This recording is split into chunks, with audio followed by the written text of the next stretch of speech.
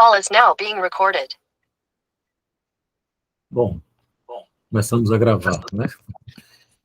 Então, bom, como eu sempre faço, queria saber, inicialmente, se vocês têm alguma questão, alguma dúvida que vocês queiram colocar da leitura do seminário, do que nós falamos na vez passada. O que é que vocês me dizem?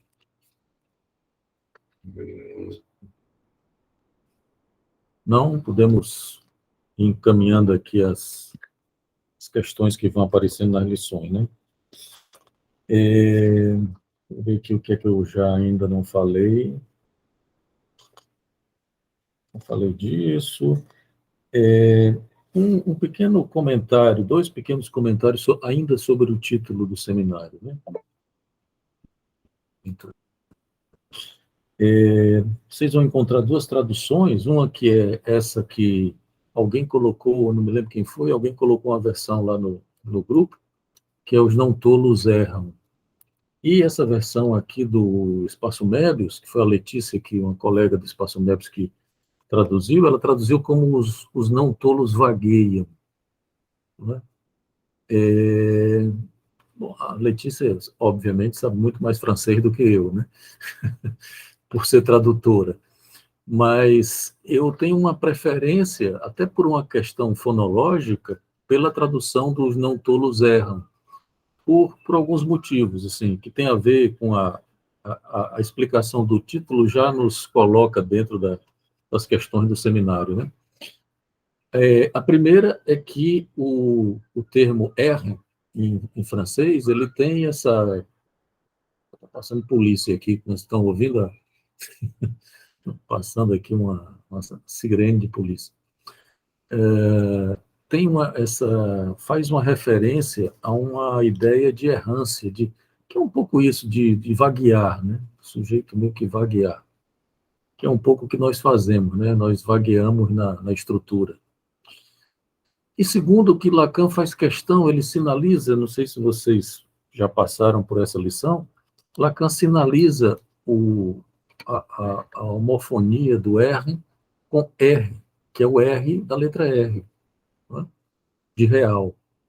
Ele faz essa referência porque ele está exatamente nesse momento da obra de Lacan, eu já falei disso um pouco na vez passada, mas não custa repetir, né? O Lacan está no momento em que ele está dando uma certa proeminência na obra à dimensão do real. Ele está preocupado, como eu falei, vou repetir um pouco, mas se vocês ainda tiverem dúvidas com isso, me digam. Lacan está interessado em fazer uma escritura do real, que ele já vinha fazendo, com a matemática e com a lógica, especialmente, né? E agora ele começa a fazer isso, ele já fazia com a topologia também, né? Mas com a topologia das superfícies. Aí agora ele começa a fazer isso com a topologia das cadeias borromeanas, tá? Que ele fica muito mais encantado, porque ele diz aqui, por exemplo, num determinado momento do seminário, que ele explode uma certa concepção de geometria, né? Porque não estamos falando, a topologia não é a mesma coisa que a geometria, é um outro espaço. O espaço topológico, ele não tem a mesma consistência do espaço geométrico, aquela coisa cartesiana, né? O espaço da topologia, por exemplo, é esse espaço aqui, né? Se apresenta o nó, estamos no espaço. Isso não tem a mesma consistência do... Vocês estudaram geometria aí no segundo grau, né? No ensino médio, vocês devem lembrar disso, né? Aquela coisa do espaço geométrico e tal, a matematização do espaço. Pois bem, a topologia não tem aquela mesma consistência. A gente vai falar dessa ideia de consistência daqui a pouco. Eu vou chegar a isso, eu vou só anunciar, depois eu volto, porque eu não queria perder o fio da meada. A ideia de Lacan, de que nós vamos ver que a consistência só é dada com três, né, com três dimensões. Duas dimensões não têm a consistência que deveria. É preciso três, daí a importância da trilogia, né, para você ter uma consistência no espaço. Isso tem muito a ver com a ideia de estrutura que Lacan passa a trabalhar, né? Estrutura do sujeito, né? Ele não chama mais unicamente de sujeito, ele vai chamar de par-lettre, que tem a tradução do falacer, né? Traduzido como falacer. Eu já disse para quem já está aqui há algum tempo, eu já disse que eu não gosto muito dessa tradução do falacer, Então, eu criei um vício de manter o nome em francês, que é o parlettre, que me agrada mais, porque acho que diz mais do que Lacan está denominando, né? Então, era só esse comentário ainda que eu queria fazer do, do,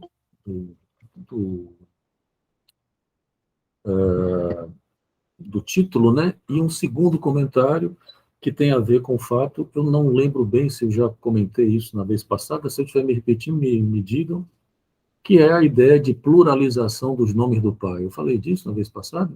Vocês lembram? Sim ou não? Bom, eu vou falar, então. Eu acho, eu acho que você falou que ia falar. Ah, tá, então tá. Bom, Lacan, é, a partir. Eu me lembro que eu comentei a lição, a primeira lição, a primeira e única lição do seminário que deveria ser o seminário 11, né, que era o seminário cujo nome deveria ter sido os nomes do pai. E Lacan começou esse seminário, fez uma lição que está publicada aí, vocês encontram publicada avulso, né, os nomes do pai. E aí teve aquela notícia da excomunhão dele, e aí ele parou o seminário e interrompeu o seminário e começou um outro que foi, e aí sim foi o seminário 11, que a gente conhece, que é o seminário traduzido como os 4 conceitos fundamentais. Mas veja, isso tem uma importância para a psicanálise, para Lacan, porque Lacan usava o nome do pai no singular, né, era o nome do pai, vocês lembram disso, Lacan falava, por exemplo, de metáfora paterna, o nome do pai como um significante, né, um significante, inclusive, que amarrava a estrutura, e acho que eu também comentei isso na vez passada, quer dizer, a estrutura, ela tinha 2 pontos de amarração, que era a estrutura de linguagem, né, se vocês lembram do grafo do desejo, ou ali no seminário 5, seminário 6, Lacan mostra aqueles 2 eixos, né, um eixo que vai e um eixo que volta, que são os eixos do processo de significação da estrutura de linguagem. E aqueles eixos, eles se cortam, né? Uma seta que vai assim e uma que volta. E ela se corta em 2 pontos. São 2 pontos que ele chamou de pontos de Basta, ou pontos de Capiton, enfim. Quer dizer, a estrutura, ela estava amarrada nesses 2 pontos, que eram cruzamentos, né? E esses 2 pontos, isso Lacan desenvolveu, tem lá o desenvolvimento do grafo do desejo, que é um grafo anterior, né, a isso que nós estamos falando, onde Lacan ainda está trabalhando com as superfícies e tal, mas ele desenvolve isso no seminário 5, no seminário 6, e num escrito que eu recomendo muita leitura, se não leram ainda, leiam, se já leram, leiam de novo, que é A Subversão do Sujeito e a Dialética do Desejo, que está nos escritos, tá? Onde ele vai desenvolver o tal do grafo do desejo. Aí veja que quando você olha para o desenho do grafo, deixa eu ver se por acaso eu tenho um grafo aqui para mostrar para vocês.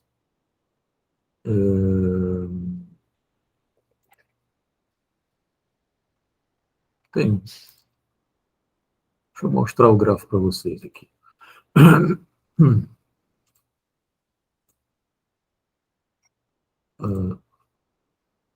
Agora não sei se é guia ou se é janela. É janela.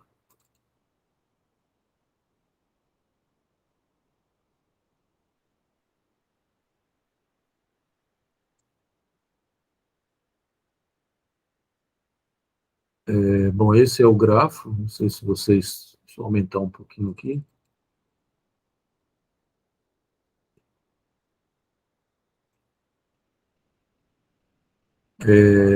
Esses eixos que eu estava falando, na base do grafo, que são esses. Eu vou para a figura aqui para vocês poderem ver a setinha. Vocês estão vendo a setinha aí, né, a mãozinha? Pois bem, a base do grafo, não é? Que são esses eixos, e que Lacan inicia com essa parte de baixo aqui, né? Que tem esses pontos de amarração, vocês estão vendo aqui, né? Esses pontos de cruzamento, né? E eu não vou desenvolver isso aqui, depois, se vocês quiserem Deixa eu voltar aqui para a sala, que tem alguém entrando. Depois, se vocês quiserem, a gente pode falar um pouco sobre isso em algum momento, mas a gente fugiria muito do nosso assunto. Então, veja, de todo modo, assim, essa ideia de um funcionamento da cadeia de linguagem, Lacan desdobra, né, os eixos, aqui com esse eixo em cima, onde ele vai introduzir a pulsão e a inconsistência do outro, a falta do outro, enfim.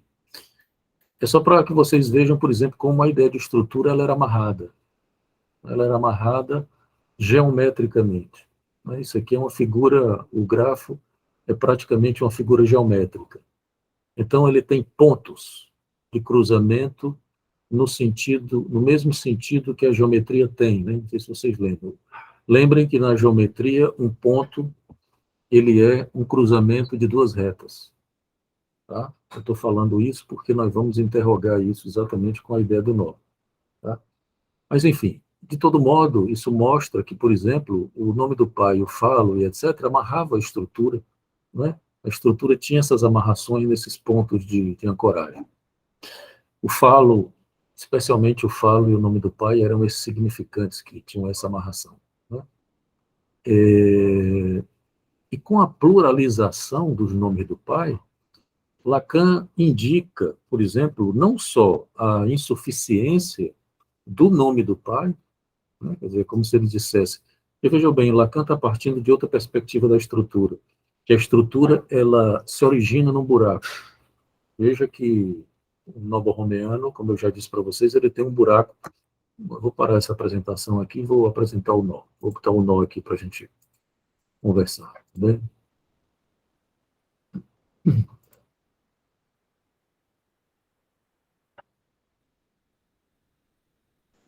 Professor, Oi. então a gente pode. O gráfico do desejo faz parte de uma topologia geométrica, digamos assim. É uma topologia das superfícies. Né? É ainda no período que Lacan está trabalhando com a topologia das superfícies. Certo. Não a subversão do sujeito, se eu não me engano, é um texto do fim da década de 50, começo da década de 60. É um texto que é um pouco depois dos seminários 5 e 6, né? Porque ele desenvolveu o grafo no seminário 5 e no seminário 6. Então, o período que ele está trabalhando com o simbólico, né? Com essa topologia das superfícies. Né? Tá? A lógica ainda é geométrica, ainda é das superfícies. Né? Não é ainda uma lógica como essa aqui da topologia das borromeanas, das cadeias borromeanas. Tá? Então, veja bem, a ideia agora, isso é muito importante do ponto de vista clínico. Tá? Eu estava falando isso essa semana. Quer dizer, a ideia não é mais, vejam que, se vocês observam o nó, que não é nó, né? Eu já disse para vocês que é um erro dizer que é nó, é uma cadeia, mas o próprio Lacan insistiu em chamar de nó, então a gente se dá essa licença teórica, né? Mas vejam que, se você considerar que a cadeia é a estrutura, você tem que, então, considerar também que o, o núcleo da cadeia é um buraco, que é isso aqui. Vocês estão vendo minha mãozinha aqui, não estão? Isso aqui, esse buraco central, que é o que nós chamamos de triskel, tá? Que é o, o, o núcleo da estrutura. Vejo que tem uma mudança teórica e, consequentemente, clínica importante. O que sustenta a estrutura não é mais um ponto, como é um ponto de cruzamento, mas é o que Lacan chama de ponto-buraco. Tá? Veja que, deixa eu ver se eu tenho um triskel aqui, devo ter um triskel também.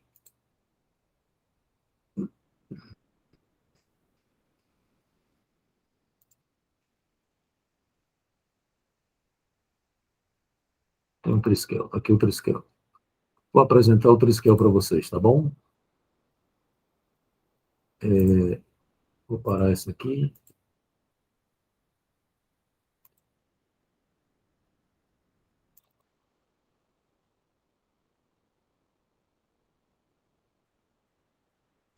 Professor, essa questão do ponto buraco na topologia foi considerada um avanço assim, na topologia de modo geral? É um avanço, porque, veja bem, a topologia é uma disciplina da matemática, né? E dentro da topologia, na matemática, existe uma topologia dos nós, que não era muito desenvolvida pela própria matemática. Na verdade, o interessante o que é que Lacan, quando passou a trabalhar com a topologia dos nós, ele deu um ânimo para que a topologia dos nós se desenvolvesse, né? Então, Lacan tem uma importância na história aí na própria topologia no sentido da matemática, né? Então, hoje tem um desenvolvimento. Quando Lacan começou a trabalhar com isso, a topologia dos nós não era uma coisa muito desenvolvida. E de lá para cá, eles ganharam um novo ânimo. Vários matemáticos passaram a trabalhar com ele, né? O Sorrio, o Tomé, o Vaporro. Sorrio e Tomé já morreram também, mas Vaporro está vivo, né? E trabalharam com ele lá nos últimos seminários. Então, é um avanço na ideia geométrica, né? De que, por exemplo, o nó, ele não é ou melhor dizendo, a noção de ponto, isso é importante, né? Ele, nas primeiras lições, o Lacan vai falar disso, né? O ponto em geometria, que seria apenas um cruzamento, na topologia, o Lacan vai dizer que não é. Quer dizer, para você ter uma consistência, você tem que ter três. É por isso que Lacan vai dizer que o espaço só tem consistência se tiver três.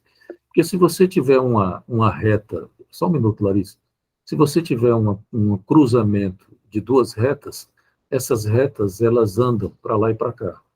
Elas não têm uma amarração e uma consistência. É diferente se você tem três, o terceiro amarra e prende, né, o andamento dessas retas.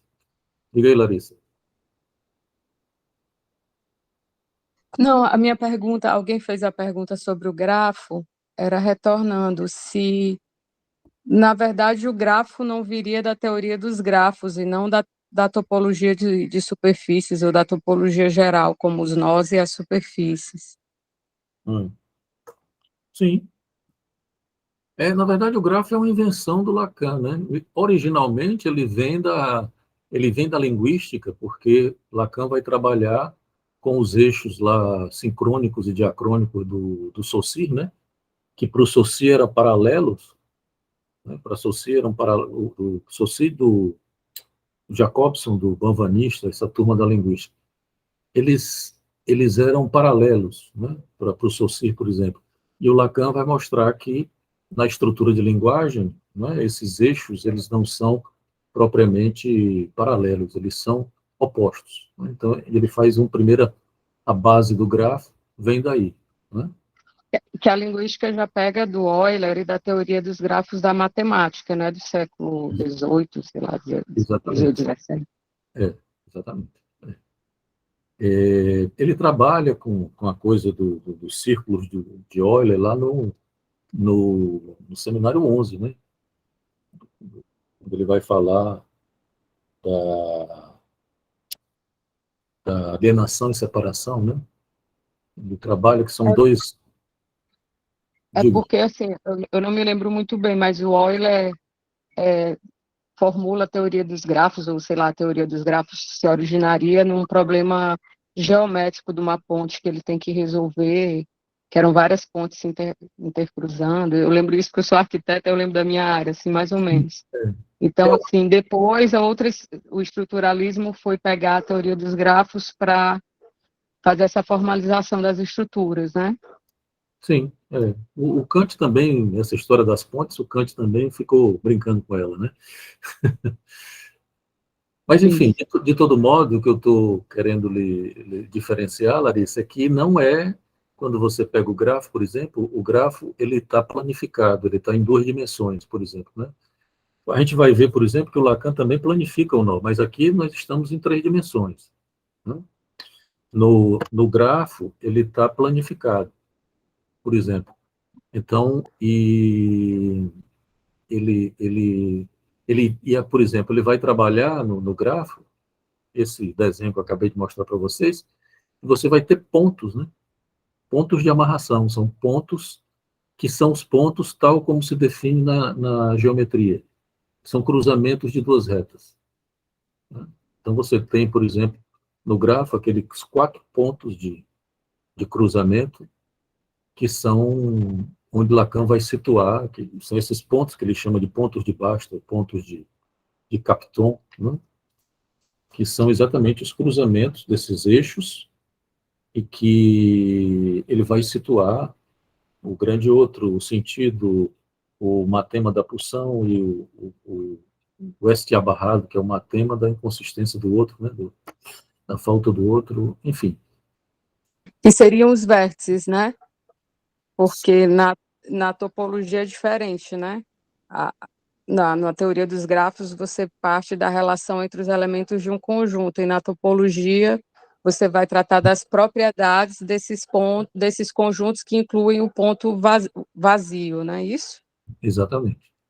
Quer dizer, você porque inclusive esse é um momento em que Lacan ele estava trabalhando, por exemplo, com a teoria dos conjuntos, né?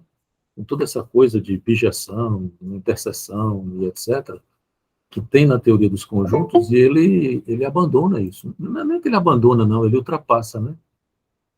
Não tem a relação espacial aqui não é a mesma. É por isso que eu estava dizendo que ele não tem a mesma consistência da geometria, né? Ele, na topologia, a consistência, ele necessariamente é dado por um terceiro, né? Porque, por exemplo, se eu abrir o nó aqui, se eu cruzar, por exemplo, dois nós, porque lembre-se que cada bichinho desse é um nó, né? Então, isso aqui é uma cadeia, né? Mas, bom, eu vou abrir para cruzar uma reta. Por exemplo, se eu cruzo, como na geometria isso aqui, nós temos um ponto, né? Na verdade, na lógica geométrica. É um ponto que é um cruzamento de duas retas, que é a definição de ponto na geometria. Pois bem, isso aqui não tem consistência no espaço, entende? Para isso aqui ter consistência, eu preciso de um terceiro que faça isso aqui, que faça esse enodamento. Por exemplo, Lacan vai falar Não? Que é mais ou menos, desculpa, é porque é difícil de fazer assim no espaço. É mais fácil fazer no plano, mas enfim, que é isso aqui, que é essa imagem do Triskel. O Lacan se refere às armas da Bretanha, né, dos soldados da Bretanha, que eles colocam 3 armas, né? Se eles colocarem 2 armas, uma encostada na outra, isso não tem consistência, as armas caem. Se você colocar 3, né, 3 armas, elas cruzadas assim, dessa maneira, da maneira que está aqui no Triskel, elas ganham uma consistência e não caem. Tá?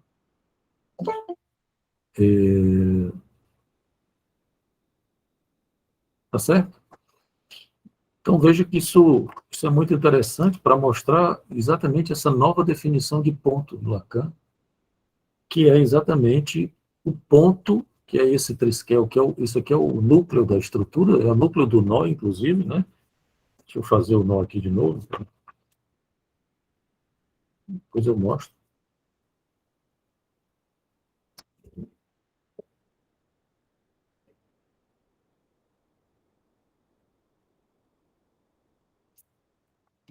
Vocês já sabem fazer o nó, né? Ou não? Hã? Eu estou considerando que vocês sabem fazer, gente. Se não, se não sabem, me diga. Deixa eu explicar, pelo menos, para quem não sabe. O nó, que não é um nó, né? A cadeia, ele é feito, é simples de fazer. Você pega 2 nós, né? Para fazer a cadeia, coloca um em cima do outro. É a forma mais simples de... Não sei se é a mais simples, mas é a mais conhecida. Você coloca um em cima do outro, tá? Deixa eu baixar minha câmera, que eu acho que fica mais fácil. Baixar a câmera, você me diz se está dando para vocês verem aí.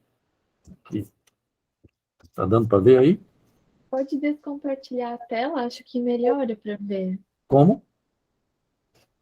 Descompartilhar a tela. Tá, deixa eu parar de apresentar, não é isso? Isso. Pronto, tá certo.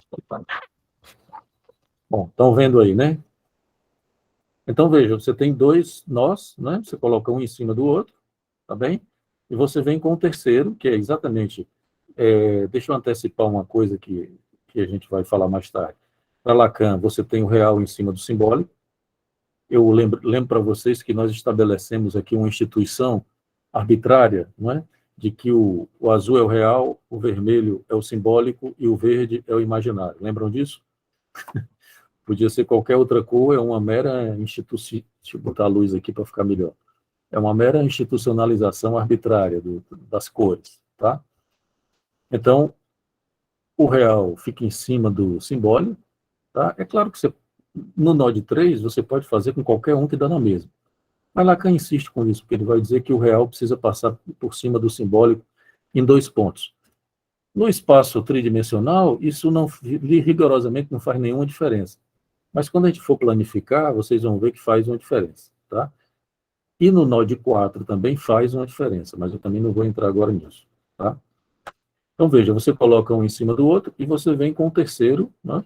E entrançando na mesma lógica da trança. Vocês já devem ter feito trança aí na vida, né? Você passa por cima, por baixo, por cima, por baixo. Então, você passa por cima do que está em cima, por baixo do que está embaixo, que é o verde, tá? Por cima do que está em cima e por baixo do que está embaixo, tá? E aí você fecha e você tem, então, o nó borromeano, né? A propriedade dele, né, do nó, é que se você tira qualquer um, como a gente já viu, ele se desfaz, né? Professor, qual foi a arbitragem aí que a gente acordou, hein? O Pode real, repetir? o real é o azul, o vermelho é o simbólico e o verde é o imaginário, para a gente poder se entender, tá certo? Ah, tá. Então, fazendo de novo, por cima do que está em cima, por baixo, tá? Por cima e por baixo. Eu recomendo que vocês comprem aí algum material, começar a fazer, porque é interessante, né? Você fazer. Então, você tem aqui a propriedade do nó, é que ele, rigorosamente, os 3 nós são equivalentes. A gente vai falar disso também, tá? E a propriedade browniana da cadeia é exatamente de que qualquer um que você tirar, ele não é um nó olímpico. Deixa eu fazer um nó olímpico, tá? Para vocês verem. Nó olímpico, obviamente, que vocês conhecem mais do que o nó borromeano, que é aquele nó que você enfia um no outro, né? Isso é importante, que também Lacan vai se referir a isso. No nó olímpico é uma penetração. Você entra, né? Um fica penetrando o buraco do outro. Não é por acaso essa terminologia, ela realmente tem uma conotação sexual, porque, inclusive, isso vai permitir a Lacan falar da relação sexual que não existe no nó borromeano. Então, veja que isso aqui é um nó olímpico, tá? Se você tira um, quer dizer, se eu tirar o preto, o amarelo e o bege ficam amarrados, né? Se você tira o do meio, os dois se soltam. Mas se você tira os das pontas, eles não se soltam. Aqui, ó, fica 2 amarrados. Eles estão interpenetrados, tá? Isso aqui é importante porque nesse seminário eu disse para vocês também que o Lacan vai fazer uma referência ao nó olímpico e ele vai dizer que o nó do neurótico é um nó olímpico, tá? Que é esse nó aqui. Ele vai dizer isso e vai dizer que o nó borromeano é o nó da psicose porque depois ele vai dizer outras coisas, viu, gente? No seminário seguinte, no RSI, já é outra coisa. E ele nunca mais volta a essa ideia propriamente do desenodamento. A ideia é que na psicose você teria um desenodamento. Ou seja, e ele fala disso, né? A loucura seria o desenodamento do nó, porque no momento em que você desenoda, você teria, então, a loucura que é a soltura das três dimensões, o real, o simbólico e o imaginário. Tá? Veja que isso é uma grande polêmica até hoje, tá? Não é uma coisa completamente estabelecida, porque vocês vão encontrar colegas sérios e importantes no trabalho com a topologia que trabalham e propõem a ideia de uma soltura dos nós. O Lacan, no seminário 23, ele ainda fala disso quando ele vai falar do nó do Joyce, tá? Mas a soltura das três dimensões no seminário 23, nós estamos no 21, né? Tem uma pequena diferença, porque os nós não se soltam propriamente. O risco de soltura seria corrigido pelo que Lacan vai chamar de suplência, né? Ou as nominações, ou, de alguma maneira, o sujeito corrige. O lapso do nó é que... Deixa eu baixar aqui. Se vocês tiverem dúvida, vocês perguntam, tá? Veja bem, você tem aqui isso que a gente chama de ortografia do nó. O que é ortografia do nó? É exatamente essa passagem por cima, por baixo, por cima e por baixo, tá? Então, para fazer o nó, eu tenho que obedecer rigorosamente essa ortografia. Por cima do que está em cima, por baixo, por cima e por baixo. Tá certo? Para eu poder fazer o nó. E aqui eu tenho o nó. Tá certo? Bom, eu estou antecipando uma coisa do seminário 23, mas tudo bem para que a gente possa até discutir. Existe o risco, por exemplo, de eu cometer um lapso. O termo que Lacan usa é esse, eu cometer um lapso na ortografia do nó. Por exemplo, eu passo por cima e por baixo, mas aqui, onde eu deveria passar por cima, por exemplo, eu cometo um lapso e passo por baixo. Tá? Aí passo por baixo, e aí vou ter que passar por cima. Né? O que é que acontece? Depende o lapso depende do lugar, né? Em qual dimensões, então você tem aqui, ó. Você tem um nó.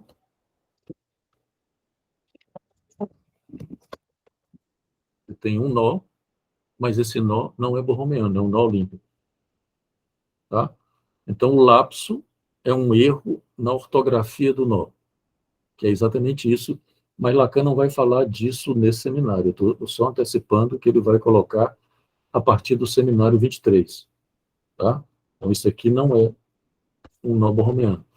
Mas é só para concluir, né? Ele fala disso no seminário 23, mas ele vai falar de uma suplência, quer dizer, naquele ponto do lapso, que eu não sei mais qual foi, porque Lacan diz que quando a gente trabalha com gnose, com a topologia borromeana, a gente se depara com a nossa debilidade mental, né? Porque o nosso pensamento ele não acompanha, não consegue acompanhar as movimentações do espaço no nó. A gente tem que planificar, daí a importância da planificação. A gente vai lá já falar dela para a gente poder se organizar um pouquinho, porque senão a gente fica muito débil, a gente não consegue acompanhar, tá? Mas, enfim, é como se Lacan dissesse assim, ó, que de repente esse nó não é borromeano, não é? Mas eu poderia fazer uma coisa assim. Eu estou aqui, tá? Aí eu pego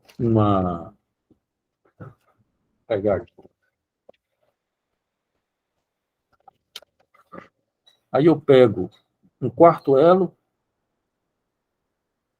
por exemplo, e faço, para que os elos não se soltem, eu posso fazer, por exemplo, se o lapso foi aqui, eu nem sei se foi, tá? Eu estou só chutando aqui. Mas eu posso vir com um quarto elo e fazer essa correção. Fazer uma amarração bem aqui. Que é mais ou menos, não é exatamente assim, mas é mais ou menos o que o Lacan vai dizer que o Joyce faz, tá? Isso aqui não funcionou, porque, como eu disse, eu não sei mais onde foi que eu falhei aqui.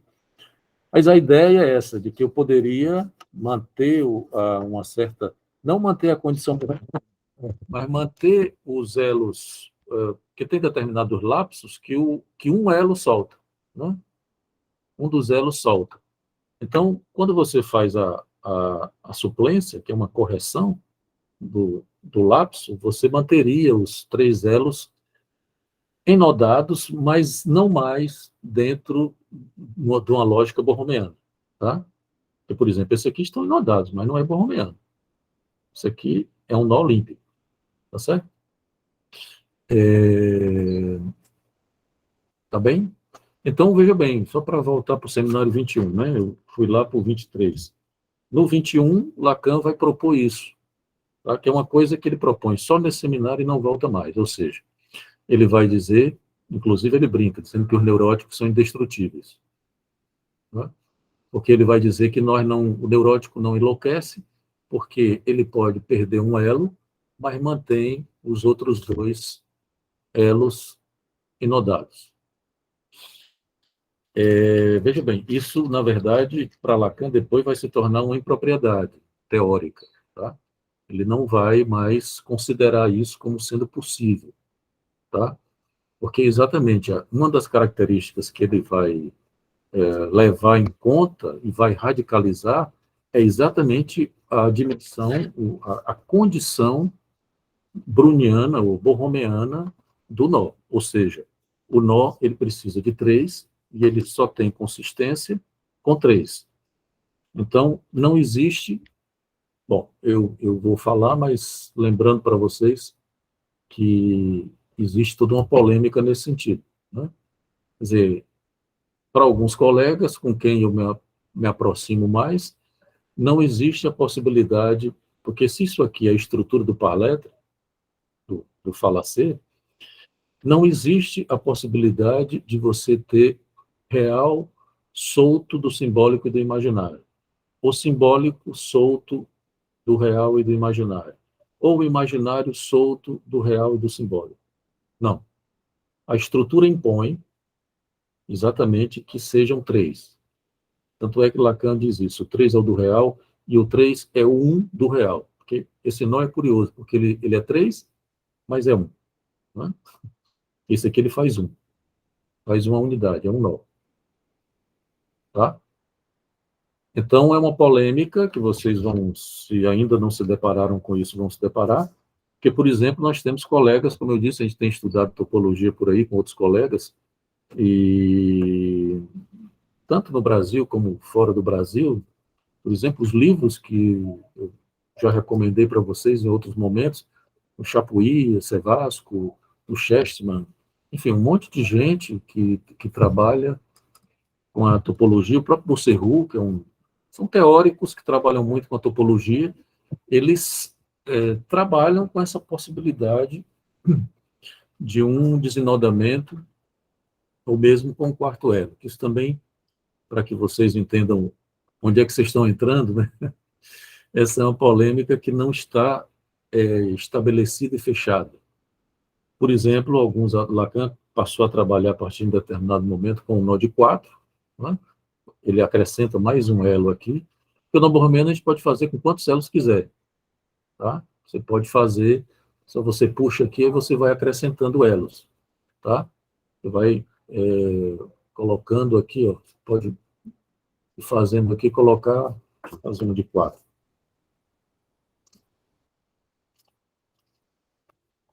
Bom, eu faço depois. Você pode ir acrescentando vários, tá? Então, Lacan acrescentou um quarto, ele trabalhou com 4. Ele até disse que ia trabalhar com o 5 e o 6, mas ele terminou não fazendo isso. Ele manteve, foi até o 4, no seminário 23. No seminário 22, ele comenta isso, ele comenta, por exemplo, ele faz uma crítica a Freud com relação aos 4 elos, né, que diz que Freud trabalharia com 4, que depois a gente pode voltar a essa crítica do Freud também, que é exatamente a ideia de realidade psíquica. Mas, no seminário 23, ele propõe a história do Santome, que seria um quarto elo. Vocês devem ter ouvido falar. Eu não vou, estou só anunciando para vocês saberem aí um certo percurso que tem nessa polêmica. Não vou me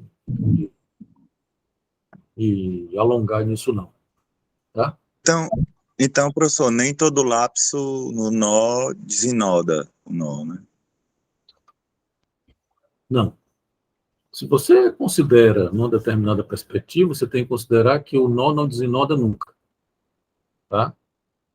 E aí, é por isso que eu estou anunciando e apresentando para vocês a polêmica. Ou você considera que o nó não desenoda nunca, não é? E o máximo que você teria seria exatamente lapso, quer dizer, voltando ao nosso estabelecimento, né? O real e o simbólico. Eu posso cometer um lapso aqui no cruzamento, não é?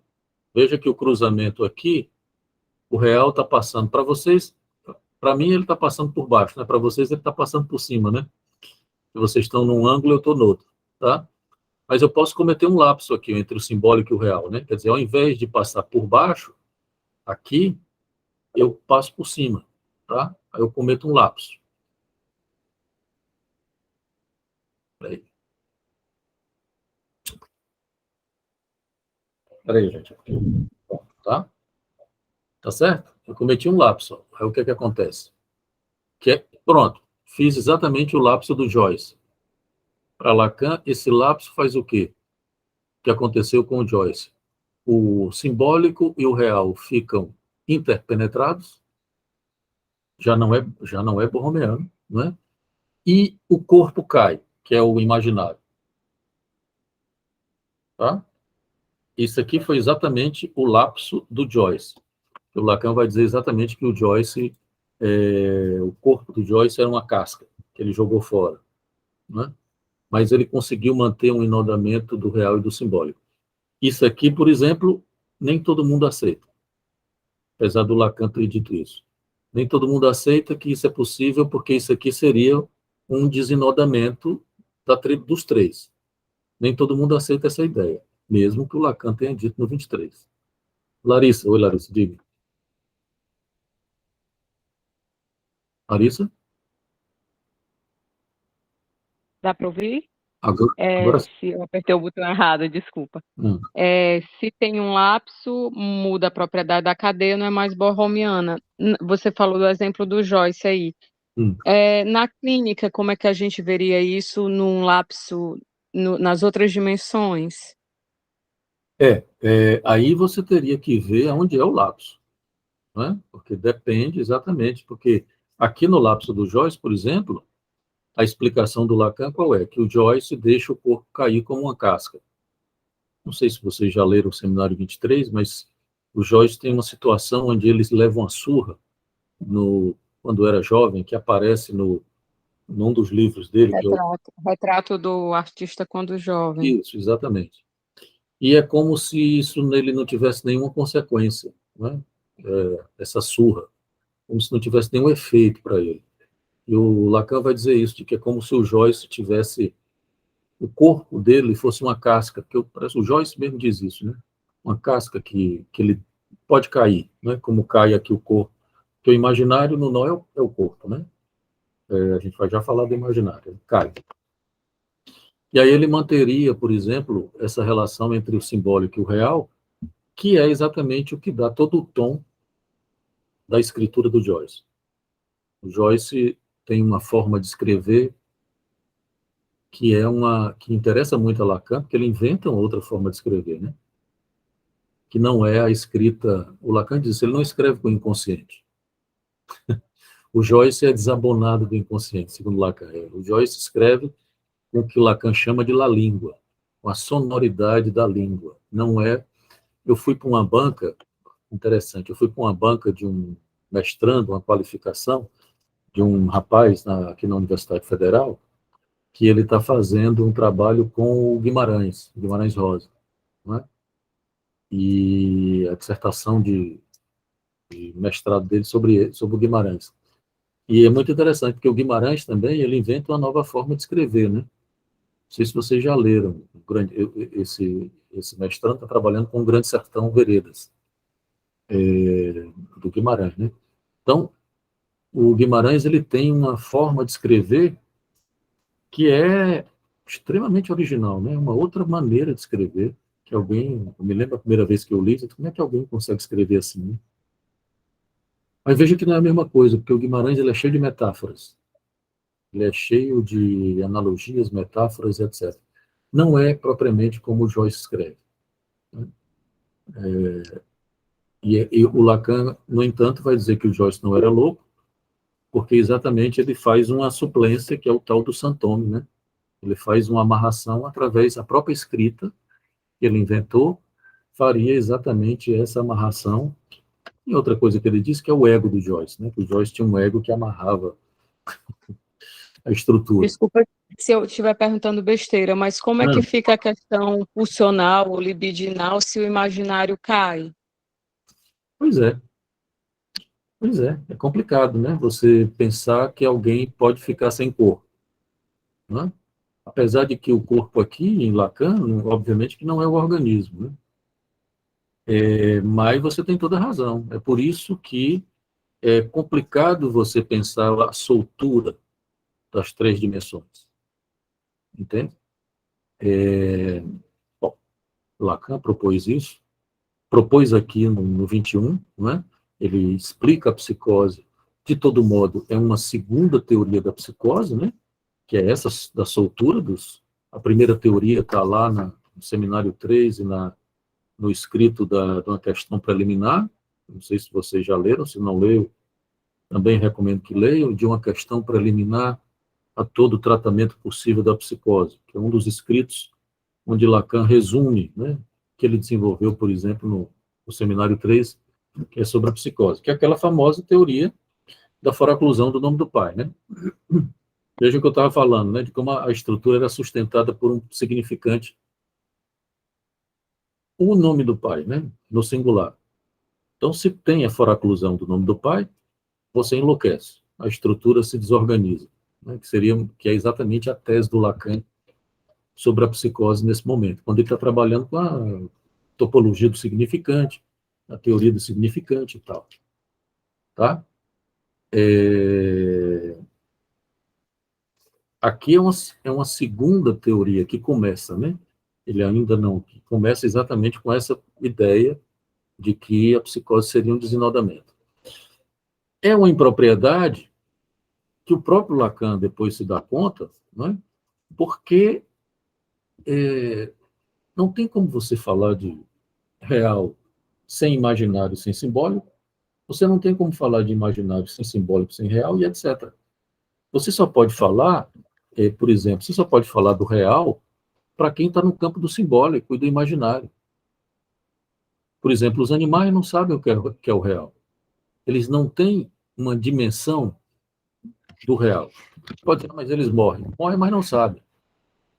Morrem, por exemplo, mas não fazem borda no real. Eles não sabem que vão morrer, não tem crise existencial com o real da morte ou com o real do sexo, porque exatamente não tem libido, não tem pulsão. Apesar de que Lacan até fala da libido dos animais, né, em algum momento. Mas isso em outras circunstâncias. Entende? Você não pode... Se você tem um simbólico sem o real, você não é sujeito. Por exemplo, você poderia pensar nos computadores, né, nas falas de computador. Né?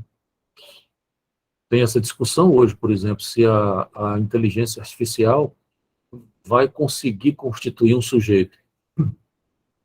Só se você arranjar um corpo para esse sujeito.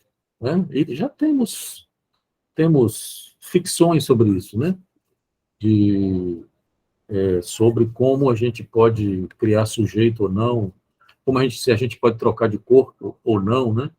Tem ficções. Eu assisti outro dia não, na pandemia, outro dia na pandemia, 2020, com meu filho, uma série que eu esqueci o nome, mas que era isso, que é como se fosse o sujeito, ou se vocês quiserem chamar de subjetividade, não é a mesma coisa, mas sim, no sentido mais comum, né? Como se a subjetividade fosse como se fosse não é propriamente um chip, era tipo um diamante, né? O sujeito botava aqui. Então você podia trocar de corpo. Se você tirava aquele diamante, o nome não era diamante, não, eu estou chamando de diamante, e você colocava no outro corpo, e aí era interessante porque os corpos ficavam num tanque d'água, né? Aí o cara nascia de novo, né? Trocava de corpo. E é muito interessante, a primeira reação que o cara tinha quando trocava de corpo era um surto psicótico. Ele não reconhecia o corpo, ele tinha um episódio psicótico, até se se organizar. Mas, enfim, de todo modo, assim, é complicado realmente, você tem razão, não tem como você pensar isso, porque não dá para pensar o simbólico sem o real e sem o imaginário, ou da maneira que você quiser combinar. Né? Para o Parletre, não dá. Tem uma discussão, por exemplo, de que talvez, o semestre passado eu até fiz esse comentário, o Chapuis e a Sevasco, que tem um livro interessante sobre topologia, que eu recomendo, tá, só um minuto, eu recomendo que vocês comprem, que é o Passo a Passo. Eles têm 2 volumes já publicados em português e tem em espanhol os 3 volumes. A Sevasco diz isso, de que talvez nós pudéssemos pensar o desenodamento, por exemplo, em determinados casos graves de autismo. Ainda assim, é complicado, tá? É muito complicado, porque muitas vezes, por exemplo, você encontra autistas que têm, eu estou falando eu vou dizer como eu disse hoje de manhã na turma, eu estou falando do autismo mesmo, não os autismos de hoje, que são diagnosticados a 3x4 pelos psiquiatras, tá? Que a maioria não é, tá? Estou falando do autista, que muitas vezes o autista fala, por exemplo, ele fala como um autômato, não é? Quase como se fosse uma mera repetição, às vezes é uma repetição estereotipada de sons, às vezes são sons mesmo assim, sonoplásticos, e não é barulho de bala disso, aquele som de sonoplastia que a gente vê em filme e tal. Alguns autistas têm isso, fazem sons, alguns até com uma certa perfeição, ou então a fala dele é uma fala autômata, não é uma fala onde tem um sujeito, né? Quer dizer, quando você liga para uma dessas empresas para fazer reclamação, né?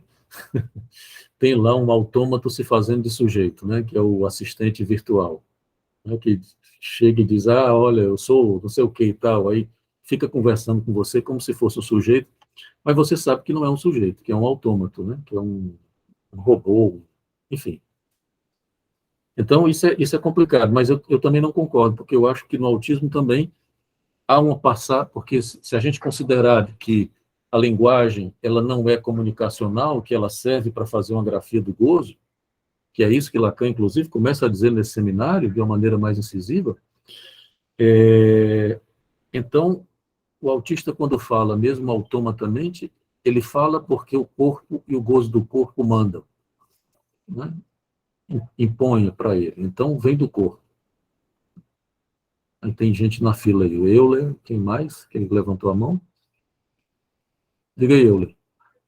Como é que a gente abre a fila nesse negócio? Nem sei se eu me lembro. Quando a gente considera, pelo que eu entendi, o lapso do Joyce fez o corpo se desinodar, né? Mas todos nós cometemos lapsos, né? Assim, e a cadeia continua borromeana, digamos assim. Não necessariamente. Na correção, não. Na correção, a cadeia pode não se manter borromeana. Né? Na correção do Joyce, por exemplo, quando o Lacan faz a correção desse lapso aqui, né?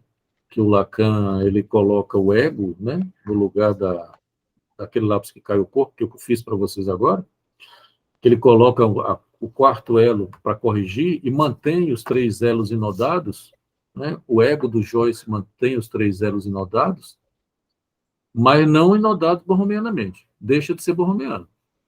Sim, entendi. Ele mantém os elos inodados, mas de uma maneira não borromeana. É que eu pensei muito na gente e não Joyce, sabe? Tipo, Joyce como um cara... e era realmente um cara à parte, assim.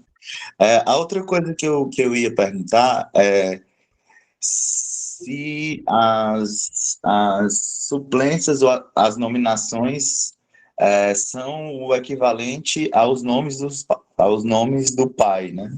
São. Lacan vai dizer isso no seminário 22, né? O inibição, sintoma e angústia, que ele vai chamar as nominações do real, do imaginário, do simbólico. A angústia seria uma nominação do real. o sintoma, uma nominação do simbólico, e a inibição, uma nominação do imaginário, ele vai dizer que são o nome do Pai. Que o nome do Pai são exatamente porque há uma pluralização, não é? Então é como se ele dissesse, o nome do Pai é insuficiente. Tá? Até porque o nome do Pai, ele não nomeia o buraco.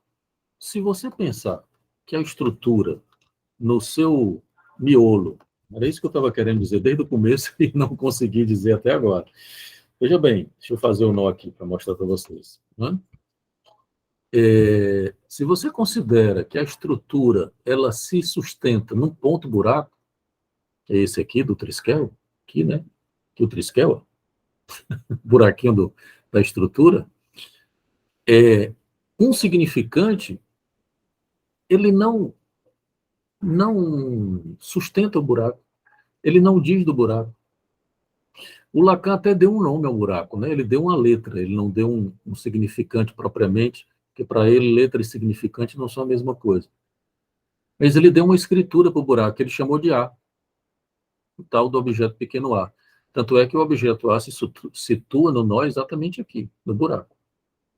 No buraco, tem vários buracos no nó, né? Eu estou falando do buraco central. Bom, que não é propriamente central, mas enfim. Tá certo? O objeto A, porque o A é uma literalização do real, é uma letra que você literaliza o real. Entende? Então, o nome do Pai, por exemplo, ele não tampona o buraco.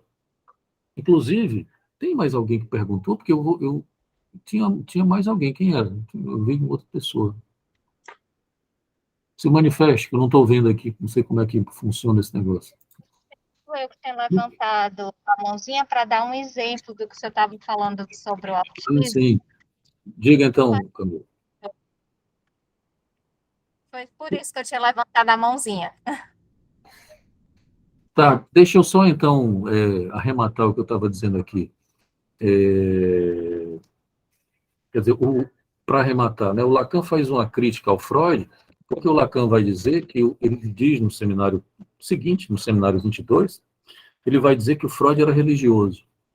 Porque o que é que ele fez? Ele pegou o pai e botou o pai no lugar do buraco da estrutura. Porque para Freud, e aí as críticas que fazem a Freud e a psicanálise, que a psicanálise é patriarcal, até procedem, né, nesse sentido. Porque para Freud, tudo começa com o assassinato do pai. A origem da cultura, a origem do sujeito, tudo começa com o assassinato do pai. E o Lacan vai dizer que não é assim. O Lacan vai propor uma coisa absolutamente nova e esdrúxula e paradoxal e fantástico, que é o quê? As coisas começam com um buraco e não com o assassinato do pai. O assassinato do pai já é um mito que a gente inventa para poder explicar o buraco. É a mesma coisa com o Édipo. O Édipo já é uma ficção, por isso que o Édipo não tem a mesma importância para Lacan que tem para Freud. O Édipo já é uma ficção para explicar o buraco. E aqui, nas primeiras lições, não sei, segunda ou terceira lição, ele diz literalmente, o inconsciente é um saber que provém do buraco. É o que nós inventamos sobre o buraco. Como a gente não pode, vamos dizer assim, definir o buraco, a gente inventa uma série de ficções. Ele escreve, inclusive, o Lacan escreve ficções com X, né? Ficções, né? Ficções, não é um erro ortográfico, é uma brincadeira significante para falar de como essas nossas ficções fixam, dão uma certa consistência ao real. Veja a importância do sintoma. Por exemplo, o cavalo do Hans é um nome que Hans dá ao real. Hans estava sendo atacado pelo real do sexo e da morte. Pequeno Hans, isso todo mundo conhece, né? O que é que ele faz? Ele dá um nome ao real, e o nome que ele inventou foi cavalo. Ele inventou um nome para o real. Então, ou seja, o problema do Hans era o cavalo, Claro que não. Era fobia a cavalo, por exemplo? Claro que não. Mas foi o que o Hans pôde fazer para dar nome aos bois, né? Para dar nome ao real. Entende? Então, isso é importante para o sujeito, é por isso que a psicanálise não trata o sintoma como patologia. A gente trata o sintoma como uma resolução, mas uma resolução temporária que o sujeito pôde fazer por ele. É claro, eu não estou fazendo propriamente um elogio do sintoma, né? No sentido de que vamos fazer uma apologia do sintoma, não é isso. Apesar de que no seminário 24, Lacan até faz isso, mas também, enfim, voltando. Não, não, mas é o que o sujeito pôde fazer por ele, tá? Que é exatamente, se ele não tivesse dado um nome para o real, ele tinha pirado, tinha se desorganizado de tanta angústia. Então ele fez essa ficção com o cavalo e as coisas se organizaram, bem ou mal, né? Mas se organizaram para ele. Camila, você quer falar agora? Tem outra pessoa também que levantou, né? Porque essa mãozinha desaparece, o povo levanta e a mãozinha desaparece. Por quê? Ah, aqui, a Cleidiane, pronto. Camila, depois a Cleidiane. Vai, Camila. Não, professor, o que eu tinha falado é quando o senhor falou dessa questão, né, do Joyce e tal, eu lembrei de um paciente meu, que é o seguinte, quando ele chega para o consultório, ele é uma criança, tá? Aí você chega e pergunta, e aí, como foi seu dia? O que que você fez? Aí ele conta, por exemplo, eu assisti um vídeo no YouTube. Aí você fala, que legal. E o que que o vídeo falava? Sobre o que era o vídeo? Aí ele começa a ele não conta o vídeo, ele vai reproduzindo o vídeo. E ele Uhum. reproduz tão bem o vídeo que se o vídeo é de um paulista, ele fala com sotaque de paulista. Se o vídeo é do Rio de Janeiro, ele fala com sotaque de carioca. Se o vídeo é do Sul, ele fala com sotaque do Sul. Mas ele não diz o que tem no vídeo. Ele conta o vídeo inteiro e ele memoriza 5 minutos de vídeo, 10 minutos de vídeo. É impressionante. Tem alguns autistas que chegam à perfeição, né? Eles fazem isso de uma maneira perfeita, né? É isso aí. Diga aí, Cleidiane. Não, é quando você fala dessa a tentativa de trazer o sintoma como uma forma de tapar, né, um pouquinho ali a angústia que vem do vazio. E aí eu não sei se isso é como exemplo, às vezes que a gente, depois de um certo tempo de escuta, a gente escuta assim, do analisante, eu acho que eu posso ter TDAH, eu acho que eu posso ter dislexia. Eu pesquisei sobre, né, então eu queria entender se isso também pode ser um exemplo, né, do que você trouxe. Com uma grande diferença, viu, Cleidiane? Porque o significante do sintoma, vamos dizer assim, o sintoma analítico, quem construiu foi o sujeito, né? Esses sintomas diagnósticos, que aí eu até concordo com você, porque os analisantes ou os pacientes ainda não analisantes chegam com esse diagnóstico debaixo do braço, né? E identificados com eles, né? Eu sou TDAH, eu sou, porque não é nem assim, eu tenho, eu sou TDAH, eu sou bipolar, eu sou isso, eu sou aquilo. A diferença qual é? É que esse significante foi um significante criado por um outro, pelo outro aí do discurso da psiquiatria, por exemplo, né? É diferente se o próprio sujeito, tudo bem que a pessoa pode usar esse significante como um lenitivo, que é mais ou menos isso que tem acontecido, né? Um lenitivo para explicar seus problemas, que não adianta de muita coisa, né? E nem sempre esses diagnósticos protegem o sujeito de um ataque pulsional. Porque veja que o cavalo do Hans, o Hans tinha toda uma estratégia de se proteger dele, né? Então, eu diria que o sintoma ele é mais consistente, porque o sintoma ele tem uma característica, que eu disse aqui de passagem, né? Eu que, rapidamente, de que o Lacan faz um elogio do sintoma no seminário 24.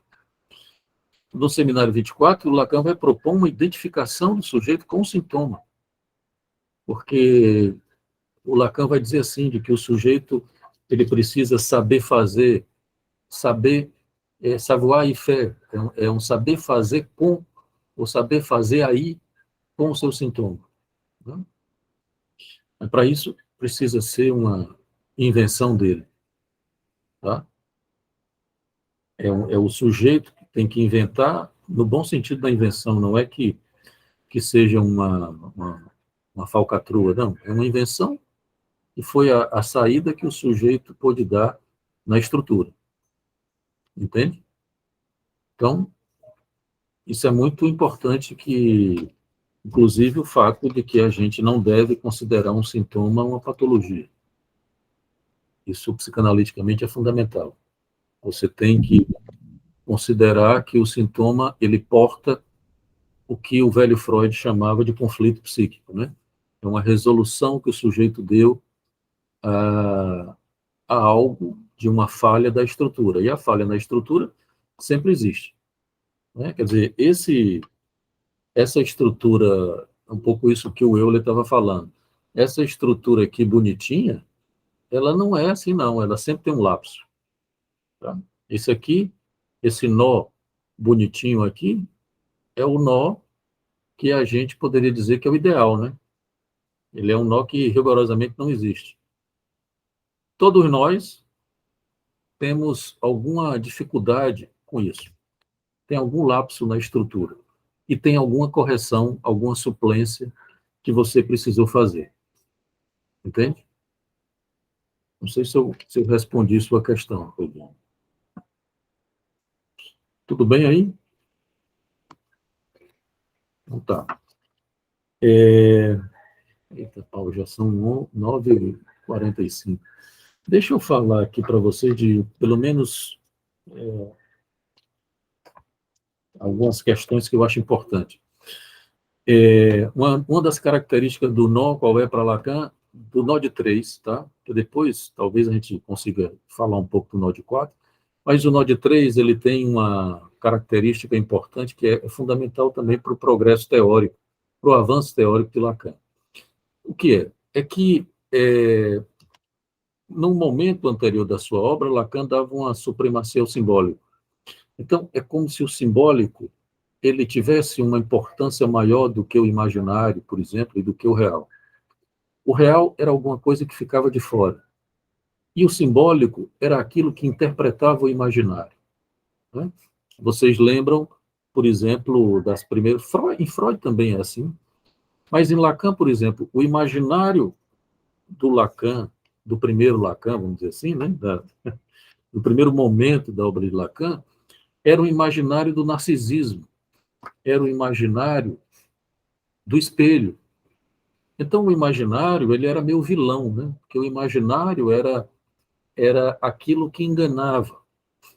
Quando Lacan fala do espelho, não sei se vocês lembram, do estádio do espelho, o que é que acontece? A criança, no último tempo do espelho, ele ganha uma consistência corpórea, né? Se anda tudo bem, né? A criança aí com 18 meses, 2 anos, ele já está andando, já está falando, provavelmente em primeira pessoa, e por aí, né? Nessa faixa. Quer dizer, é o último tempo do espelho. E nesse momento a criança ganha uma consistência, porque ele se reconhece no espelho, reconhece a sua imagem, e ele reconhece a integridade da sua imagem, né? A unificação, o termo que Lacan usa lá na época, não é propriamente consistência, ele passa a usar consistência aqui. Ele fala de uma unificação do corpo, né? do corpo imaginário. Qual o porém aí? É que essa unificação, essa integridade do corpo da criança, ela é enganosa, porque ela faz com que a criança, que é a própria ideia do ego, né, ou do eu, em Lacan. O eu, ele é uma imagem narcísica enganosa, vamos dizer assim, falseada. Não é propriamente que seja uma mentira, porque nós precisamos da consistência do eu. Mas, por exemplo, como o eu é narcísico, ele é uma imagem que é narcísica, que a gente apresenta para o outro, que é uma imagem íntegra, inteira. Quer dizer, a gente não apresenta a nossa divisão, por exemplo. Entende? Isso clinicamente tem uma importância, porque a resistência do eu é exatamente uma resistência imaginária e narcísica.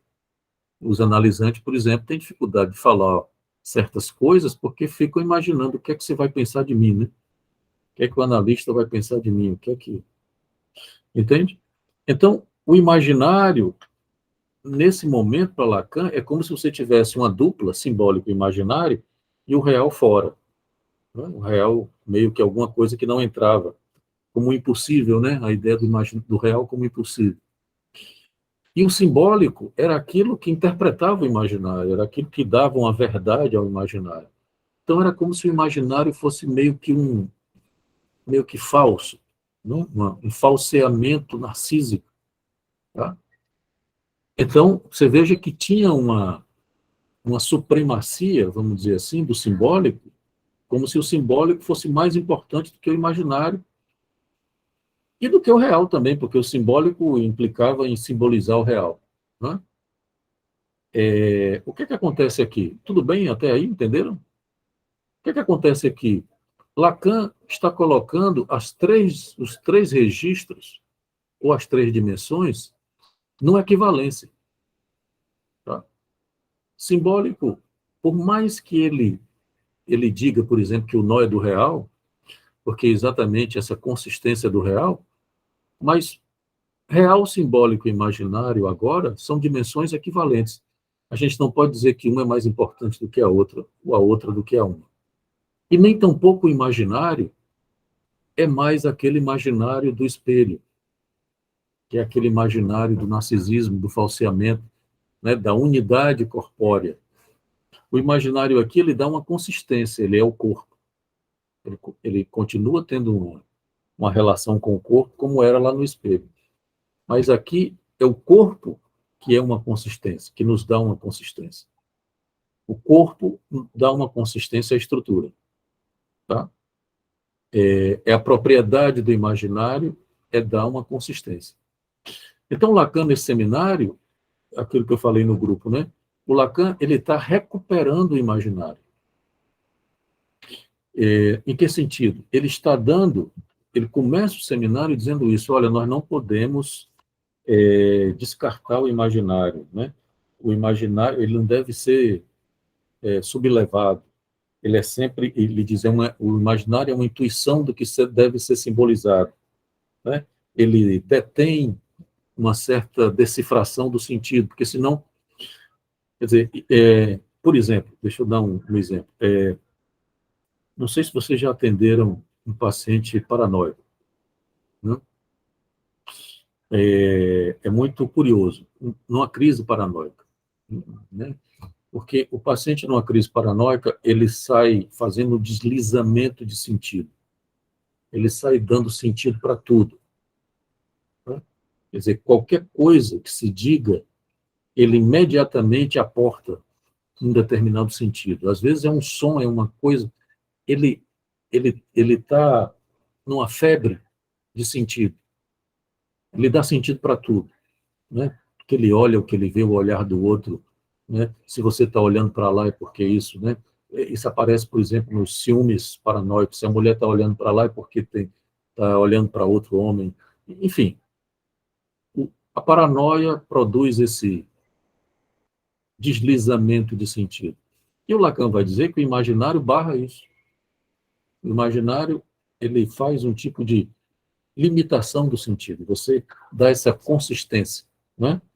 É uma amarração do sentido. Você não pode, por exemplo, tirar o sentido, todos os sentidos de uma palavra. Isso tem um limite. O limite que dá é o imaginário. Né? Então, veja bem, isso tem toda a importância teórica, porque a gente vai ter que considerar a importância do imaginário, né, e como ele é equivalente. Quer dizer, vejam que o Lacan, ele vai, primeiro, porque é como se a gente teria que ter um nó sem nenhuma distinção de cor ou de letra, tá? Rigorosamente, esse nó, eles são completamente equivalentes, eles não têm diferença. Você vê que eu posso puxar qualquer um, isso aqui é o que a gente chama de estiramento, né? Vejam que eles não têm diferença, eles são equivalentes, porque eu posso colocar qualquer um aqui no meio, né? Vocês estão vendo que o que está no meio é o azul. Eu posso colocar o verde, né? E posso colocar o vermelho. Tá? Então, eles são equivalentes. Eles não têm diferença do ponto de vista do nó puro, vamos dizer assim, né? Do nó cru. Eles são iguais. são equivalentes. Não são propriamente iguais, mas são equivalentes. Tá? Isso, ao mesmo tempo, é interessante, porque vai mostrar a Lacan que exatamente o real, o simbólico e o imaginário, eles são equivalentes, são 3 dimensões com a mesma importância, e aí é necessário recuperar o imaginário, né? Tirar o imaginário da condição de vilão, né? Ou de falseamento, né? que o imaginário tinha, e dar a ele outra condição, que é a condição de exatamente dar uma consistência. Tá? Mas aí o Lacan se depara com um problema, que é exatamente o problema de que, por mais que eles sejam equivalentes, eles não são iguais. Então é preciso diferenciar o nó entre o real, o simbólico e o imaginário. Aí o Lacan começa a fazer, como é que eu vou diferenciar isso? Aí ele começa a fazer, por exemplo, letras, que é exatamente ele faz uma planificação, né? Que é a planificação, o que é? É exatamente, deixa eu mostrar a figura, né?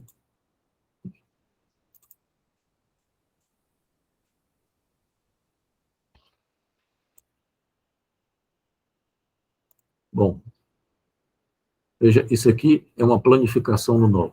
É você pegar o nó que está em 3 dimensões, que é esse aqui, e colocar em 2, que é no desenho com papel. Como eu disse para vocês, trabalhar só com o nó nas 3 dimensões é muito complicado, porque a gente fica... A gente não consegue, por exemplo, fazer isso aqui que a gente faz na planificação.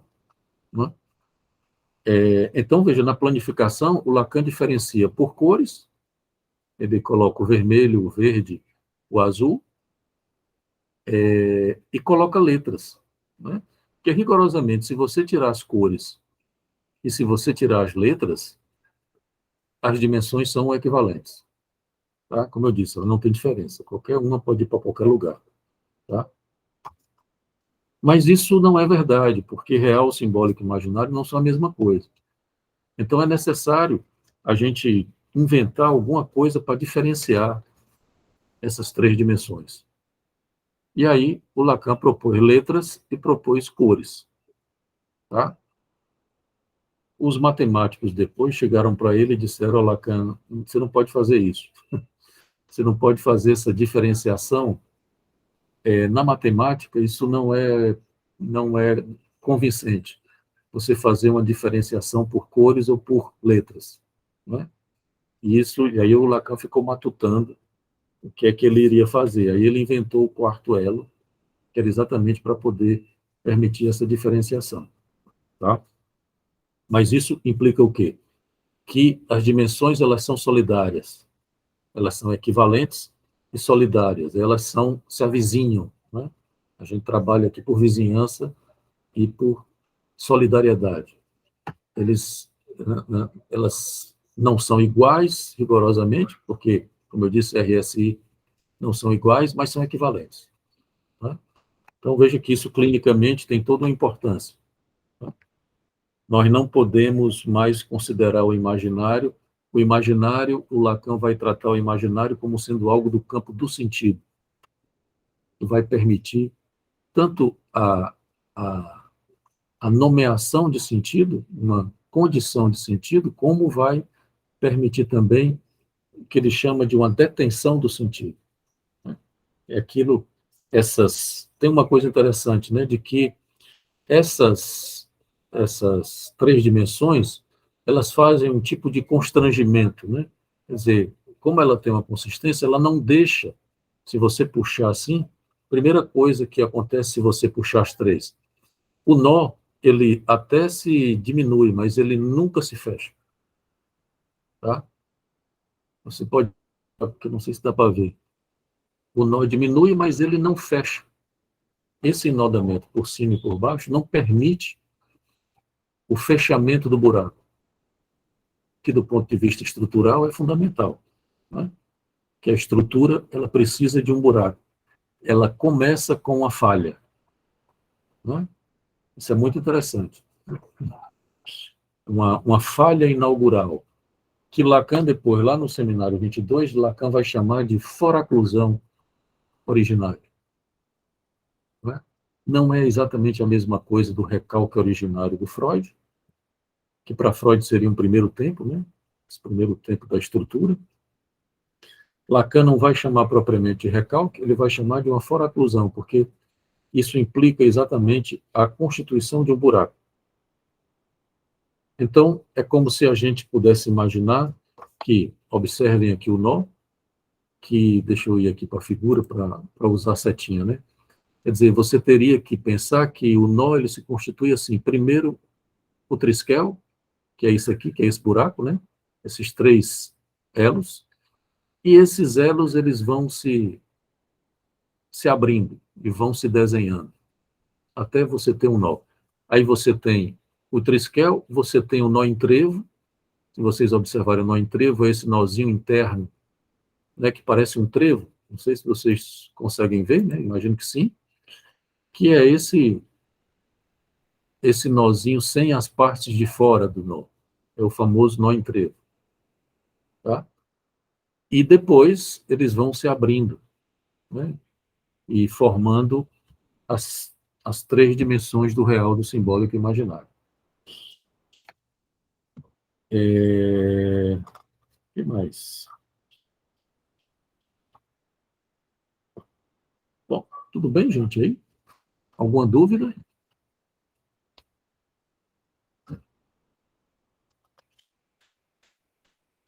Bom, na próxima vez a gente vai falar um pouco dessa coisa do nó levógero e do nó destrógero. Eu estou tentando acompanhar o seminário, né? Claro que às vezes a gente viaja um pouco, né? Mas hoje o que eu queria trazer para vocês era exatamente essa equivalência das dimensões e a importância exatamente da gente tratar o imaginário de outra maneira, né? E, enfim, na próxima vez a gente volta. Eu recomendo que vocês puderem trazer as dúvidas de vocês também do seminário, porque não é um seminário simples, né? Aliás, nada em Lacan é simples, tá? E vocês tragam aí as dúvidas, porque, quer dizer, um seminário não é propriamente um curso, é uma coisa que a gente, por exemplo, eu estou trazendo aqui uma leitura que é minha do seminário, né? Mas vocês também podem trazer de vocês e dúvidas e, enfim, dificuldades, contribuições também, tá bem? Tudo bem?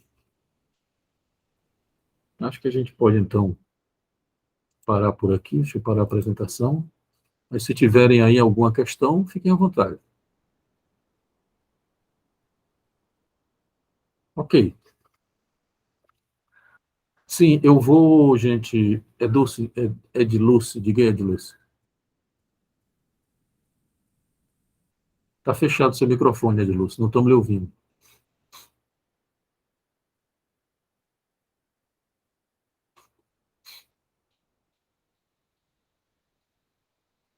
Tem esses íconezinhos aqui embaixo, tem um microfonezinho, deve estar fechado. Você clica em cima que ele abre. Tchau, tchau, Isabela. Não, não estamos lhe ouvindo, Ediluz.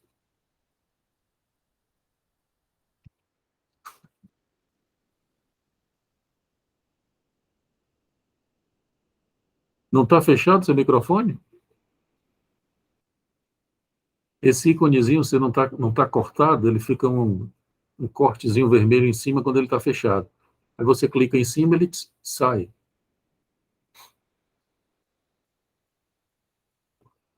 O som do seu computador não está baixo, não, no mínimo?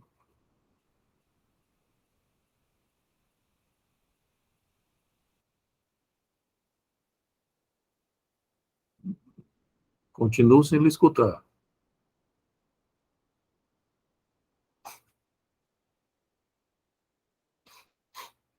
Você quer escrever?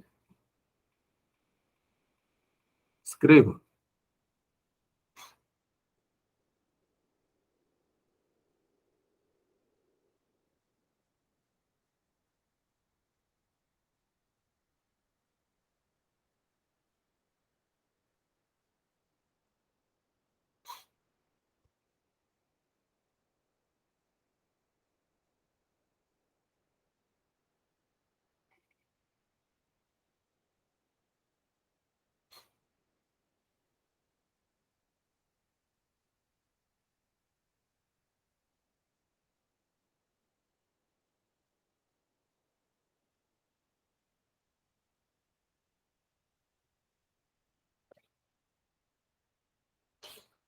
Ah, bom, eu estou ainda, na verdade, estamos nas primeiras lições, né? As primeiras lições, lição 1, 2, 3, 4, né? Por aí, nas primeiras lições ainda, tá bom? Eu recomendo que leiam, e aí, a partir da próxima vez, a gente avança. Eu vou depois mandar uma mensagem para vocês, porque a gente vai ter que ver um outro dia para o nosso próximo encontro, porque a minha esposa vai fazer uma cirurgia no dia 29. Mas, enfim, eu vou colocar lá no grupo e aí a gente resolve, tá bem? Então, tchau para vocês, até a próxima. Boa noite. Boa noite. Ah, eu tenho que parar a gravação.